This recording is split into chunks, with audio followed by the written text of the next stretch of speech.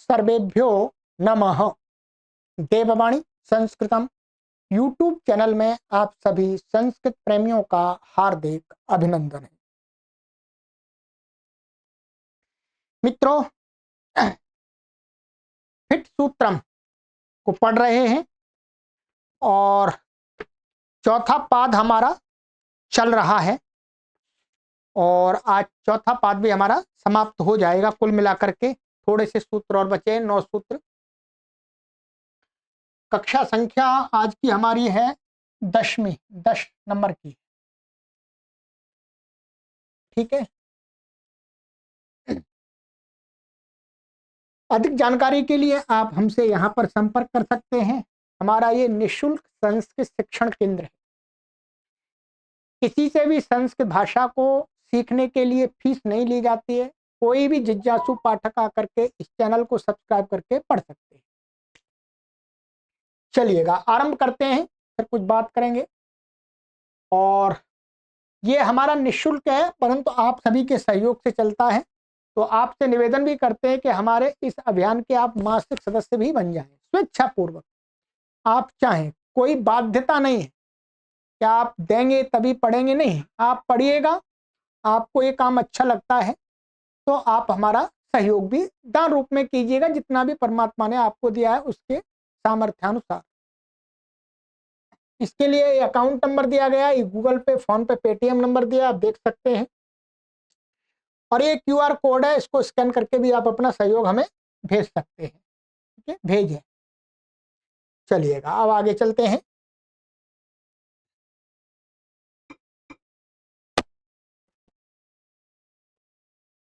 बिल्कुल एकदम जो सूत्र आज पढ़ना है वही निकल के आ गया। यहां तक हमारा हो गया आता ये 10वां सूत्र। त्वा समस्यमेत्यनुच्चानि। ठीक है, चलिएगा पढ़िएगा। सिमस्याथर्वणिन्ता उदात्तः। सिमस्य षष्ठी व्यक्ति एकवचनान्तम, आथर्वणे सप्तमी व्यक्ति एकवचनान्तम, अन्ताः प्रथमा व्यक्ति एकवचनान्तम, उदात्तः प्रथमा व्यक्ति एकवचनान्तम। आथर्वणे अथर्ववेदे सिमस्य प्रातिपदिकस्य अन्त्यम अक्षरम उदात्तम भवति। आथर्वण का अर्थ है यहाँ पर अथर्ववेद में जो सिम शब्द है, जो पिछले वाले सूत्र में आया था सर्व का पर्यायवाची, तो सिम प्रातिपदिक का अंतिम अक्षर उदात्त होता है। ठीक है, तद यथा रात्रिवासस्तनुते सिमस्मयी, तो सिमस्मयी में ये उदात्त हो गया सिम शब्द। अनुदात्तम पद में एक बार उदात्त अनुदात्त स्वरित हो गया। ये अथर्ववेद के ये बता दिया है, यहाँ पर आप देख सकते हैं इस मंत्र को। ठीक है, तो ये ऊपर वाले सूत्र में क्या था, ऊपर वाले सूत्र में क्या कह दिया था कि सिम शब्द को सर्वानुदात्त किया था, परंतु अथर्ववेद में कहते हैं कि अंत उदात्त मिल जाता है। अब आथर्वण शब्द पर बता रहे, आथर्वण इति प्रायिकम तत्र दृष्टस्य इति एवं परम बा। कहते हैं आथर्वण जो यहाँ पर कहा है वो प्रायिकम, प्राय करके अथर्ववेद में देखा जाता है। इसका मतलब क्या है, दूसरे वेद में भी है। अथर्ववेद को यहाँ आथर्वण कह करके जो दूसरे वेद हैं उनको भी संकेत में, मतलब मुख्य रूप से तो अधिकतर तो अथर्ववेद में इसका प्रयोग है ईश्वर का सिम शब्द में, परंतु दूसरे वेद में भी है। ठीक है, तेना वासस्तनुते सिमस्मयी इति ऋग्वेदेपि भवत्येव इति दीक्षिता। ऐसा भट्टो जी दीक्षित जी ने माना है, सिद्धांत कौमुदीकार हैं, उन्होंने ऐसा इसका व्याख्यान किया है। तेन वासस्तनुते सिमस्मयी इति ऋग्वेदेपि भवत्येव, ये भट्टो जी दीक्षित जी ने, तो अर्थात ऋग्वेद में भी मिलता है सिम शब्द अंतुदात्त मिलता है। इसके अलावा सर्वानुदात्त भी मिलता होगा। तो ये हो गया निपाता आद्युदात्ता भवंती, ये हमने अष्टाध्याय में खूब पढ़ाया आपको। अब पढ़ लीजिएगा यहाँ पर, निपाता प्रथमा व्यक्ति बहुवचनांतम आद्युदात्ता प्रथमा व्यक्ति बहुवचनांतम पाणिनीये प्राग्रीश्वरान् निपाता इति निपाताधिकारः। पाणिनी अष्टाध्यायी में वहां पर क्या है, प्राग्रीश्वरान् निपाताः, वहां पर क्या है, इससे पहले पहले निपात अधिकार चला है, वो निपात संज्ञा की है। ठीक है, तो जिनकी भी निपात संज्ञा की है तो कहते हैं तत्र ये निपात संज्ञकाः शब्दास्ते आद्युदात्ता भवन्ति, वहां उस प्रकरण में जिन जिन शब्दों की निपात संज्ञा की है वो आदि उदात्त होते हैं। ठीक, तद यथा उरी उररी साक्षात इत्यादि वहां पर सभी की है। अब यहां पर एक शंका ये होती है कि ये तो सूत्र हैं आचार्य शांतनु के, और ये सूत्र है प्राग्रीश्वरान् निपाता, ये है महर्षि पाणिनि का, तो इसमें तालमेल कहां से हो गया? तालमेल इस रूप में है, आचार्य शांतनु का जो व्याकरण का पूरा जो ग्रंथ है वो मिलता नहीं है, परंतु आचार्य शांतनु के व्याकरण में भी निपात संज्ञा उन्हीं शब्दों की थी जिनकी महर्षि पाणिनि के व्याकरण में निपात संज्ञा मिलती है। इसका मतलब वास्तव में ये है कि जो निपात संज्ञा है, निपात जो नाम रखा है, ये महर्षि पाणिनि ने नया नहीं बनाया कोई, ये पहले से ही व्याकरण परंपरा में चला आ रहा था, उसी को वैसा का वैसा ही ले लिया है, इससे ये निकलता है। तो अब आचार्य शांतनु का व्याकरण का पूरा दूसरा शास्त्र मिलता नहीं है, तो महर्षि पाणिनि के जो व्याकरण के शास्त्र में निपात संज्ञा है वास्तव में वही निपात आचार्य शांतनु के भी थे, तो ये सूत्र पूरी तरह से घट जाता है वहां, तो इसलिए ये दिया है यहाँ पर। ठीक है, ऐसा न माने कि इससे कहीं अरे ये तो पाणिनि के बाद का, नहीं पहले का ही है, क्योंकि कुछ कार्य तो समान ही कार्य हैं व्याकरण के, कुछ ही थोड़े से कार्य महर्षि पाणिनि के विशेष हैं, बाकी तो अन्य व्याकरणों को आप पढ़ेंगे तो उनमें और महर्षि पाणिनि के व्याकरण में बहुत समानताएं हैं। ठीक है, तो इनसे क्या हो गया, ये आदि उदात्त हो गए, इनकी सबकी संज्ञा है वहां पर। चलिएगा, तो इनकी निपात संज्ञा है, निपाता आदि उदात्ता भवन्ति, पहले भी कई बार आ चुका है अष्टाध्यायी पढ़ते समय। उपसर्गश्चाभिवर्जम, उपसर्गा प्रथमा व्यक्ति बहुवचनांतम च अव्यपदम, अभिवर्जम प्रथमा व्यक्ति एकवचनांतम, प्रादयः शब्दा क्रिया योगे उपसर्ग संज्ञका भवन्ति। प्रादि के प्रादि है जो प्रादि, वो जब क्रिया के साथ योग होता है तो उनकी उपसर्ग संज्ञा कही है, क्या उनकी क्या कही है, उपसर्ग संज्ञा कही है। तो ते चोपसर्गा अभिवर्जम आद्युदात्ता भवन्ति, उन उपसर्गों में अभी को छोड़ करके बाकी जितने भी उपसर्ग हैं उनकी क्या हो जाती है, वो सारे आद्युदात्त हो जाते हैं। तो अभी क्या होता है, अभी अंतुदात्त हो जाता है। तो ते च इमे वे कौन कौन से ये हैं, प्रादि प्र परा अप सम अनु अव निस दुस वि आंग नि अधि अपि। ठीक है, अति सु उत, और अभी को छोड़ देंगे, अभी में तो नहीं लगेगा ये। प्रति परि उप एषम क्रिया योग आद्युदात्तम, क्रिया के योग में ही तो इनकी उपसर्ग संज्ञा होती है, तो तभी इनका क्या होगा, आद्युदात्त हो जाएंगे, अभी अंतुदात्त हो जाएगा। ये कई बार लगा लिया, यही स्थिति यहाँ पर महर्षि पाणिनि वाले व्याकरण में और इसमें यही समानता है, जिनकी उपसर्ग संज्ञा महर्षि पाणिनि ने की है उनकी उपसर्ग संज्ञा आचार्य शांतनु ने भी की है। ठीक है, तो इसलिए उपसर्ग संज्ञा कोई नई संज्ञा नहीं है, ये प्राचीन संज्ञा है, प्राचीन व्याकरणों में से ही आई हुई है महर्षि पाणिनि के व्याकरण में। चलिए,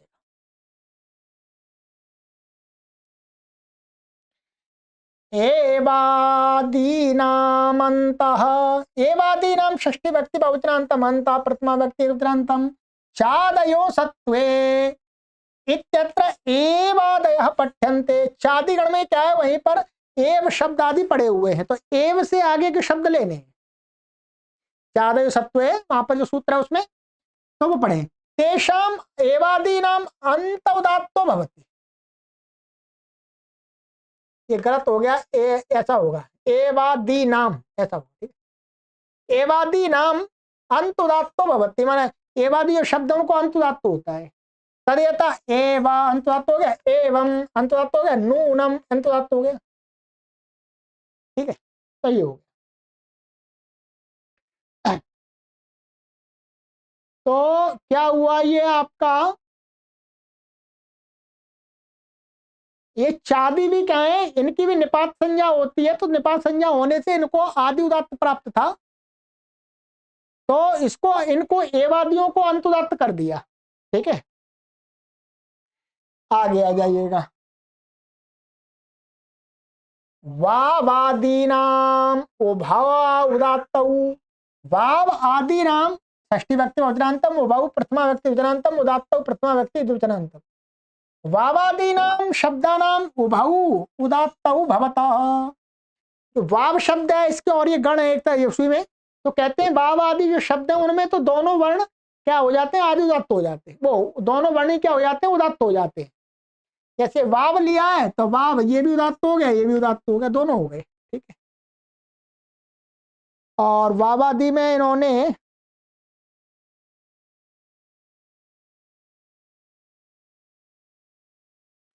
वावादि गण लिया है, बस इसमें शब्द यही दिखाया और तो कोई शब्द दिखाया नहीं है, और भी शब्द मिलते होंगे अब। ठीक है,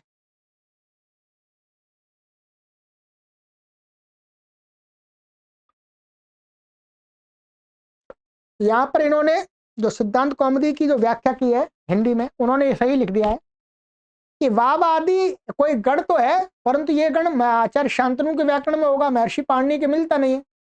तो इसी प्रकार के और भी हमें जो शब्द मिलते हैं जिनमें दोनों या तीनों अक्ष उदात्त ही दिखते हैं, तो वो इसी वावादि गण में मान लेने चाहिए। ठीक है, तो आदि शब्द यहाँ पर प्रकारवाची ले लिया है। चादयोनुदात्ता,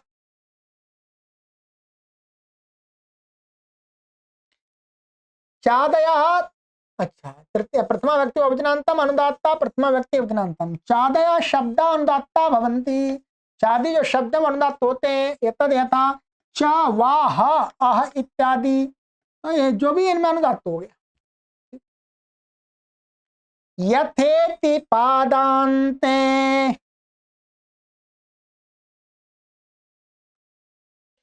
यथा अव्यपदम इति अव्यपदम, पादान्ते सप्तम व्यक्ति विजनान्तम, पादान्ते वर्तमानम यथेति परम पदम अनुदात्तम भवति। पाद के अंत में, पाद माने श्लोक का जो पाद होता है उसके पाद, मंत्र का पाद, उसके अंत में वर्तमान जो यथा अव्यय है वो क्या हो जाता, अनुदात्त हो जाता है। तो क्या है, तद यथा तम नेमिरिभवो यथा, तो क्या हो गया कि यथा पद अनुदात्त हो गए, दोनों अनुदात्त हो गए इसके, ये भी हो गया। ठीक है,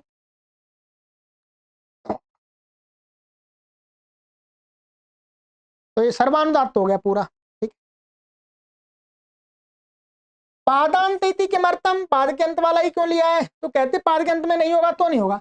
यथा नो अदिति करतपश्वे नृभ्यो, या नृम्यो कुछ भी हो सकता है, ये क्या दिया है देखता हूं,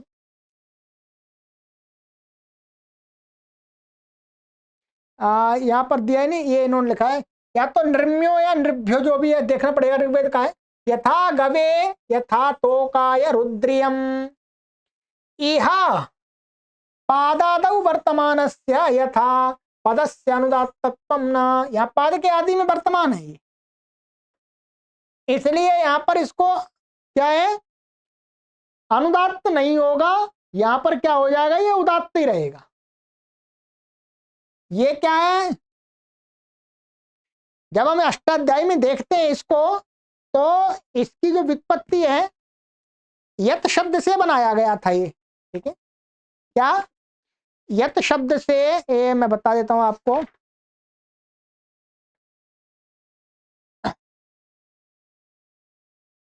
प्रकार वचने थाल, थाल प्रत्यांत था ये। ठीक है, तो थाल प्रत्यांत होने से क्या है, लिति से ये आदि उदात्त हो जाता है, क्या है, लिति से आदि उदात्त हो जाता है, अनुदात्तम पद में एक बार अनुदात्त अनुदात्त स्वर तो हो गया है।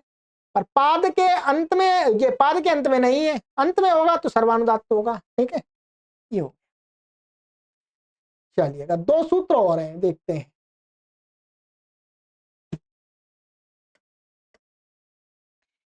प्रकारादि दुरुक्तौ परस्यांत उदात्तः। प्रकारादि दुरुक्तौ सप्तमी व्यक्ति वचनांतम, परस्य षष्ठी व्यक्ति वचनांतम, अंत प्रथमा व्यक्ति वचनांतम, उदात्त प्रथमा व्यक्ति वचनांतम। प्रकारे गुणवचनस्य इति दुर्वचनम विधीयते। यहाँ 8वें अध्याय के प्रथम पाद में प्रकारे गुणवचनस्य, प्रकार अर्थ में वर्तमान जो शब्द होता है, पद होता है, उसको दो बार उच्चारण करना किया गया है। तत्र प्रकारादि दुरुक्तौ सत्याम यत् परम तस्य अंतुदात्तो भवति। प्रकारादि के अर्थ में जो दुत्त कहा गया है वहां पर, उसमें जो पर वाला शब्द है उसका अंतुदात्त हो जाता है। जैसे तदेता प्रकार में सादृश्य वर्तमानस्य गुणवचनस्य शब्दस्य द्वे भवता। प्रकार अर्थ में अरे सादृश्य अर्थ में वर्तमान जो गुणवाची शब्द है उसको दो बार उच्चारण कर देते हैं। प्रकारे गुणवचनस्य, तो पट्टू पट्टू, पट्टू पट्टू, तो ये क्या हो गया, ये अनुदात्त हो गया। पर वाला ये अनुदात्त हो जाएगा, सारे ये सारे अनुदात्त हो जाएंगे। मृदु मृदु, ऐसे ही ये अनुदात्त हो गया। पंडित पंडित, ये भी अनुदात्त हो जाएगा। ठीक है, ये दिखा दिया, ये उदात्त हो जाएगा इत्यादि। तो यहां पर ये प्रकारे गुणवचनस्य, और यहां पर क्या था, इसको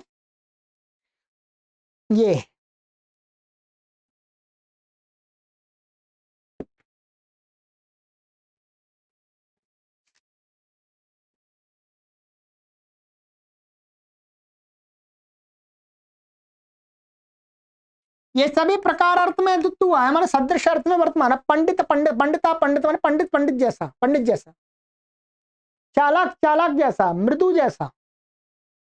तो इनको अंतुदात्त कर दिया, दोनों को होगा द्वित्व में, दोनों का जो समूह है उसका अंतुदात्त होगा पर वाले का, और सारे अनुदात्त हो जाएंगे, ध्यान रखेंगे। और आगे कहते हैं, इसमें बताते हैं थोड़ा सा। आनुपूर्वे द्वे भवत इति वक्तव्यम, मूले मूले स्थूला अग्रे अग्रे सूक्ष्म ज्येष्ठम ज्येष्ठम प्रवेश इत्यादि प्रकारे वचनस्य इत्यत्र अस्य प्रपंचो द्रष्टव्य। ये कहते हैं कि आनुपूर्व में द्वे भवत इति वक्तव्य में ये इन्होंने बताया इसमें, या एक अनुपूर्व अर्थ में, माने जब एक तो प्रकार अर्थ में भी द्वित्व होता है, आन पूर्व जहां पर क्रम से क्रम बोधकता की प्रतीति हो वहां पर भी शब्दों को द्वित्व हो जाता है। जैसे मूले मूले स्थूला, ठीक है, माने मूल मूल में जो स्थूल हैं क्रम से, ठीक है। तो यहाँ पर अग्रे अग्रे सूक्ष्म, जिनका आगे आगे का भाग सूक्ष्म है। ज्येष्ठम ज्येष्ठम प्रवेशय, मानो जो जो ज्येष्ठ हैं बड़े बड़े उनका प्रवेश कराओ पहले। तो मूल मूल में जो मोटे मोटे, और अग्रे अग्रे माने वहां पर क्या कह दिया है, ये जो नीचे नीचे मोटे मोटे हैं उनको, ये किसकी अपेक्षा से, जो मूल में पतले हैं उनकी अपेक्षा से। तो ये आनुपूर्व है। तो ये कहते हैं यहां पर भी द्वित्व हो जाता, तो इनको भी क्या अंतुदात्त हो जाएगा सब में, वो अंतुदात्त होकर के अनुदात्त हो जाएंगे सारे, ये ठीक है। प्रकारे वचनस्य, प्रकारे वचनस्य इत्यत्र अस्य प्रपंचो द्रष्टव्यः। कहते हैं प्रकारे गुणवचन, यहां पर क्या है, इसका, ये वास्तव में इसी का ही प्रपंच है, इसी से प्रकार अर्थ में आ जाता है। और मोटे मोटे मोटे मूल मूल में जो स्थूल है वो समान तो हो गए, प्रकारी हो गए। तो ये कहते हैं उसी का प्रपंच माने उसी का विस्तार है। अब बात ये आती है कि ये सूत्र है ये वाला, ये तो महर्षि पाणिनि का है, और ये है यहाँ, तो इसका मतलब आचार्य शांतनु के व्याकरण में भी इसी प्रकार का कोई सूत्र था जो शब्दों में द्वित्व करता था। तो द्विरुक्ति में ये फिट सूत्र कार्य करता है। तो उन्हीं शब्दों को महर्षि पाणिनि ने अपने इस सूत्र से द्विवचन कहा है, वार्तिककार ने ये भी जोड़ दिया है, कात्यायन ने, ठीक है। तो सब में मिलकर के ये काम हो जाएगा। चलिए, शेषम सर्वम अनुदात्तम, शेषम प्रथमा व्यक्ति वचनांतम, सर्वम प्रथमा व्यक्ति वचनांतम, अनुदात्तम प्रथमा व्यक्ति वचनांतम, द्विरुक्तम इति अनुवर्तते। ऊपर से अनुवृत्ति आ रही, द्विरुक्तम, शेषम सर्वम द्विरुक्तम पदम अनुदात्तम भवति। इसका एक कहने का तात्पर्य इनका ये है कि प्रकारे गुणवचनस्य, इससे भिन्न जो भी द्वित्व मिलेगा, शब्दों का द्विवचन का है, उन सभी शब्दों को कहते हैं सर्वानुदात्त होता है। ठीक है, तो जैसे तदेता पचति पचति, जलपति जलपति, ग्रामो ग्रामो रमणीयः, अत्र नित्य विपयो इति दुरुच्यते, यहाँ पर दुर्वचन का है। तस्य दुरुक्तस्य स्वरांकन विधिरत्र प्रतिपादितः, उसी के दुरुक्त की यहाँ पर विधि कही है। उसकी तो वास्तव में क्या कही है, आचार्य शांतनु ने अपने व्याकरण में भी ऐसा ही कोई सूत्र बनाया होगा कि नित्य और विपसा में शब्दों को दित्त हो जाता है, उन सब शब्दों को सब उसके जो अच होते हैं वो अनुदात्त होते हैं। ठीक है, तो वैसा यहाँ पर हमें मिलता है, तो उसकी दृष्टि से यहाँ पर ये कर दिया है। इति श्री सुदर्शन देवाचार्य विरचिते फिट सूत्र प्रदीपे चतुर्थ पादः समाप्तश्चायं फिट सूत्र प्रदीप, ये जी समाप्त हो गया। ठीक है, अब आपकी ये 10 कक्षाएं हो गई हैं, 10 कक्षाओं मैंने पूरा कंप्लीट कर दिया। ये जितना आपको, ये बहुत ज्यादा इसमें तर्क वितर्क नहीं करना आपको, ये सहायक ग्रंथ है स्वर विषय में। इनमें से अनेक सूत्रों का हम अष्टाध्यायी पद्धति से जब पढ़ते हैं तो प्रयोग करते हैं। ठीक है, इसके लिए मुख्य रूप से पढ़ाया गया। ठीक, तो इसमें बहुत कुछ आपको सिद्धांत कौमुदी में भी इसकी कोई व्याख्या नहीं मिलेगी, अधिक, क्योंकि व्याख्या की आवश्यकता ही नहीं। फिर भी मैंने अपनी तरफ से आपको काफी समझाने का प्रयास किया है। कुछ इसमें आपको लगता रह गया है तो उसको रह जाने दीजिएगा, उसमें अधिक मत्था मत लगाइएगा, अधिक मत्था लगाने की आवश्यकता नहीं, आगे बढ़ना है। अब ये हमने क्या पढ़ा दिया आपको, फिट सूत्र पढ़ा दिया। इसकी प्लेलिस्ट अलग से बना दी है, मैंने बता भी दिया था पिछली वीडियो में आपको। यदि पीडीएफ सहित आपको पढ़ना है तो मैंने जो देववाणी संस्कृतम ऐप है उसके अंदर इसका कोर्स बना दिया, वहां पीडीएफ भी अपलोड कर दिया, वहां पीडीएफ को भी साथ में पढ़ सकते हैं, वीडियो भी मिलेंगे। परंतु उस ऐप की अपनी पॉलिसी है, तो वहां पर कुछ आपको क्या है, ऐप के अंदर आपको कुछ पे करना पड़ेगा, ध्यान रखेंगे, मामूली सा थोड़ा सा, क्योंकि वो ऐप की पॉलिसी है कि वहां पर कोई बिना उसके पढ़ ही नहीं सकता। ठीक, इसलिए मेरा तो कहना आपसे यही है कि आप YouTube पर ही पढ़िएगा। परंतु किसी को बहुत ज्यादा जिज्ञासा है, क्योंकि यहाँ पर हम पीडीएफ को अपलोड नहीं कर सकते हैं, वहां पर पीडीएफ को अपलोड करने का ऑप्शन है ऐप के अंदर, इसलिए वहां हम पीडीएफ अपलोड कर देते हैं। ठीक है, तो ये हो गया। अब इसके बाद आपको ये आपने अष्टाध्यायी हमारी कंप्लीट हो गई। अब हम आगे ग्रंथ चलाने जाएंगे, ये पारिभाषिक ग्रंथ है। ठीक है, यदि आप व्याकरण में कुछ थोड़ा बहुत जानते हैं तभी आपको ये समझ में आएगा। इसके अंदर व्याकरण की परिभाषाएं हैं, तो परिभाषाएं ये आपको पढ़ते समय ही ज्ञात होंगी कि इनका क्या महत्व है। मैं आपको अभी यदि एक वाक्य में बताऊं तो यही बताऊंगा कि यदि आपने परिभाषाएं नहीं पढ़ी है तो आप व्याकरण के सूक्ष्म सिद्धांतों को नहीं समझ सकते। तो इसलिए व्याकरण के सूक्ष्म सिद्धांतों को समझने के लिए ये परिभाषाएं परम आवश्यक हैं। ये लगभग इसमें परिभाषाएं दी हैं 165 दी हैं, 165। तो 165 परिभाषाएं आपको पढ़ाएंगे, और परिभाषाओं की पुस्तक तो मैं आपको उपलब्ध नहीं करा पाऊंगा, क्योंकि जिस पुस्तक से मैंने पढ़ा है वो पुस्तक अब छपती नहीं है।